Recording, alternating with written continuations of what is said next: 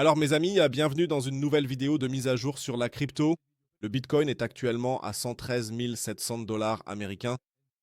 Nous nous éloignons lentement mais sûrement de notre fourchette asiatique et de notre zone cible. Ce n'est pas vraiment un bon signe, ce n'est pas vraiment à cause des actualités car il n'y a pas de vraies nouvelles à part le fait que hier ou qu'Amazon a annoncé oui, il licencie quelques personnes, je crois que c'était 30 000 personnes. Ce n'est pas vraiment révolutionnaire, surtout juste avant toute la saison des résultats qui nous attend. Mais les marchés n'ont pas vraiment continué à monter. Ce n'est pas encore le moment de paniquer, mais il y a les premiers signes auxquels nous devrions absolument prêter attention au cours de la journée. Et surtout, quelles zones nous devons absolument examiner de plus près et qu'il faudra ensuite impérativement tenir. À ce stade, nous allons examiner tout cela dans la mise à jour vidéo d'aujourd'hui. Nous allons bien sûr aussi regarder les altcoins ainsi que le forex et les marchés boursiers. C'est pourquoi restez bien jusqu'à la fin. Mais avant de commencer, comme toujours, n'hésitez pas à liker la vidéo et à vous abonner à la chaîne si ce n'est pas déjà fait. Et bien sûr, n'hésitez pas à rejoindre le groupe Telegram gratuit de discussion et de signaux. Là-bas, vous recevez toujours les informations les plus récentes, que j'entre dans de nouveaux trades ou que je clôture certaines positions. Tout se passe dans le groupe Telegram gratuit. Et si vous cherchez encore une plateforme où vous pouvez reproduire toutes ces opérations dont nous parlons ici, bien sûr, tous les setups que nous discutons ici, vous pouvez aussi les retrouver chez mon partenaire Trader sur BingX.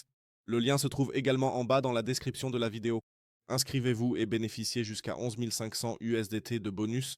En plus, vous soutenez ainsi la chaîne. Alors, allons-y directement. Donc, Bitcoin à 113 800 dollars américains. Nous en avons déjà parlé hier. Pour cela, activons l'indicateur Traders Reality.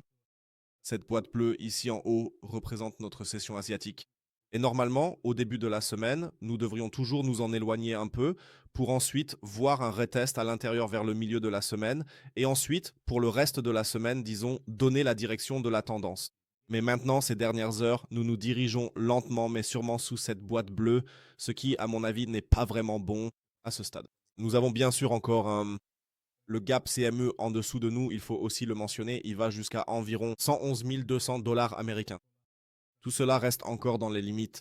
Mon problème, c'est simplement que si jamais nous tombons d'une manière ou d'une autre dans cette zone ici en bas, c'est-à-dire dans cette zone où se trouve notre gap CME et que nous passons en dessous, alors ce serait vraiment baissier. Si nous nous dirigeons maintenant dans cette direction, que nous comblons le gap CME et que nous continuons à monter, tout va bien.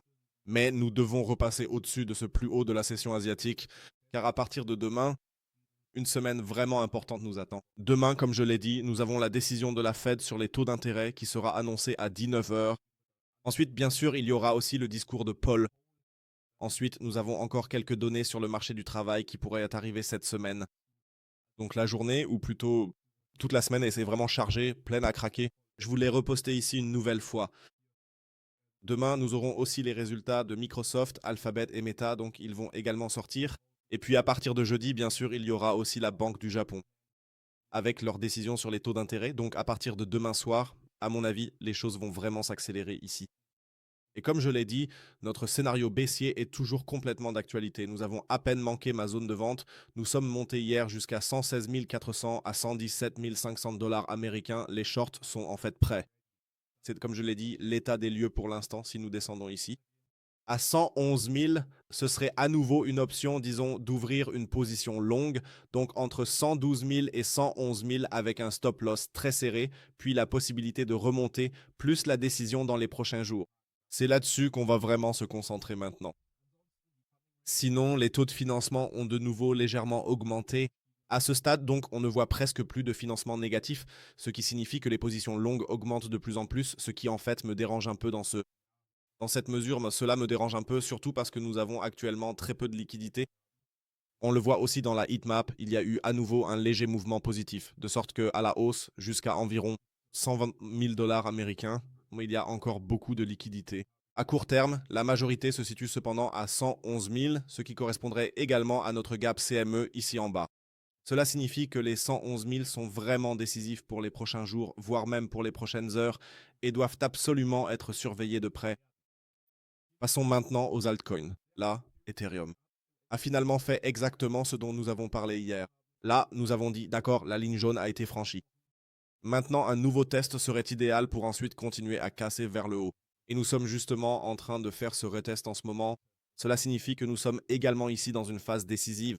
Bien sûr, nous avons encore un vecteur vers le bas.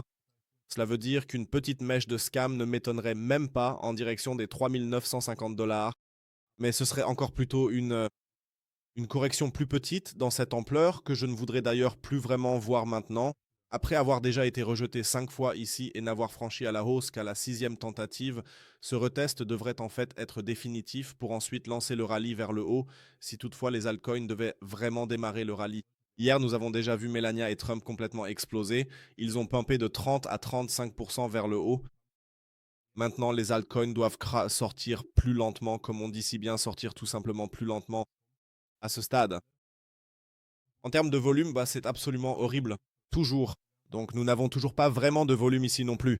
Ce n'est vraiment pas génial. Même scénario pour Solana.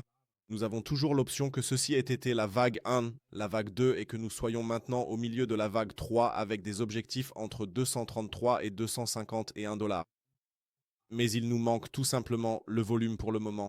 Donc il faut vraiment le dire, après le crash massif, Solana avait un peu plus de volume que l'ensemble du reste du marché des altcoins. C'est positif.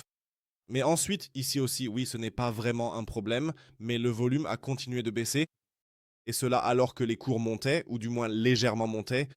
Dans une situation où une nouvelle tendance devrait se former, ce n'est pas vraiment un signe positif. Mais nous restons ici dans une zone tout à fait raisonnable. Ici aussi, il faut préciser que la moyenne mobile à 200 jours, c'est cette ligne violette. Je vais l'enlever rapidement, celle-ci.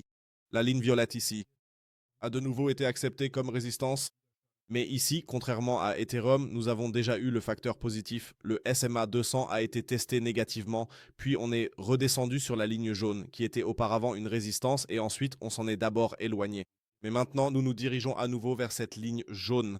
Cela signifie que nous sommes en fait partout face à des décisions majeures dans les prochaines heures, les prochains jours, concernant la direction que cela va prendre. Actuellement, je dirais même que les haussiers ont encore un peu plus d'options pour monter, plutôt que de faire complètement chuter le marché à nouveau. Donc pour l'instant, la situation n'a pas l'air si mauvaise. Le hype reste également dans notre zone de résistance. Nous en avons aussi parlé lors du live stream. À propos du live stream, ce soir à 19 h, il y aura à nouveau un live stream sur YouTube. Nous allons aussi examiner Oral Comic tous ensemble. Soyez présents. Je posterai le lien et vous l'enverrai comme d'habitude vers midi dans le groupe Telegram, sur Instagram, Twitter, partout. Comme ça, vous pourrez y participer. Sinon, à 19 h, pile en direct sur YouTube. Bon, passons maintenant au marché traditionnel. Que fait l'euro? L'euro augmente légèrement en prévision de la décision de la Fed sur les taux. Voyons voir. Donc, comme je l'ai dit, la position est de toute façon désormais sécurisée. S'il ne se passe plus rien de vraiment important, la position short sur l'euro sera probablement fermée tôt ou tard. De mon côté, ça ne vaut tout simplement plus le coup à cause des frais. Ensuite, l'or continue d'être en phase de vente à ce stade. Malheureusement, il faut dire qu'aucune initiative n'a encore été prise jusqu'à présent. Ici, pour monter vers les 4200 $. Jusqu'à présent, l'impulsion ici a vraiment été faible pour une vague B. C'est pourquoi nous devons supposer que nous sommes toujours dans une possible vague A, ou alors que ce petit mouvement ici était déjà la vague B et que nous nous dirigeons maintenant directement vers les 3700 $. Comme je l'ai dit, les prochaines nouvelles zones d'achat sont alors prévues ici en bas, entre 3700 et 3500 $. L'argent continue également d'être sur une pente descendante. Je m'attendais en fait à ce qu'au moins aujourd'hui, et surtout avec la perspective que nous aurons bientôt de nouvelles baisses de taux, ou plutôt que le prochain échec de la hausse des taux soit probablement déjà acté, nous repartions nettement à la hausse avant de retomber ensuite. Mais bon, on verra dans les prochains jours comment nous allons continuer à réagir. Sinon, sur les marchés traditionnels, commençons par le DAX, aucune véritable évolution. Le Dow Jones, oui, frôle son plus haut historique. Le S&P 500 a atteint un nouveau record historique hier à ce niveau, et le Nasdaq également. Donc les marchés restent en fait orientés à la hausse, mais tous les regards seront tournés vers demain soir, ou bien aussi vers les résultats de Meta et Alphabet, et qui sait ce qui va encore arriver. 20% des actions technologiques, ou plutôt 20% des entreprises du S&P 500 publient leurs résultats cette semaine. Donc cela va être très volatile. Protégez simplement vos positions. Prenez vos profits si vous êtes dans des positions longues ou autres. C'est en tout cas la solution la plus sûre. Passons maintenant à mes actions préférées. Wave continue de grimper. Depuis notre zone d'achat, l'action a déjà bondi de 35% à la hausse. Donc cette action est vraiment incroyable. Et Circle reste également à un niveau très stable. Bien, sur ce, je dirais qu'on se retrouve bientôt, ce soir à 19 h, de nouveau en direct sur YouTube.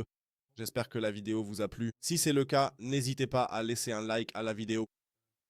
Écrivez en commentaire ci-dessous ce que vous en pensez en ce moment. Sinon, je dirais que c'est tout pour moi. On se retrouve ce soir à 19 h. C'était tout de ma part. À bientôt. Ciao, ciao. Et comme toujours, restez crypto.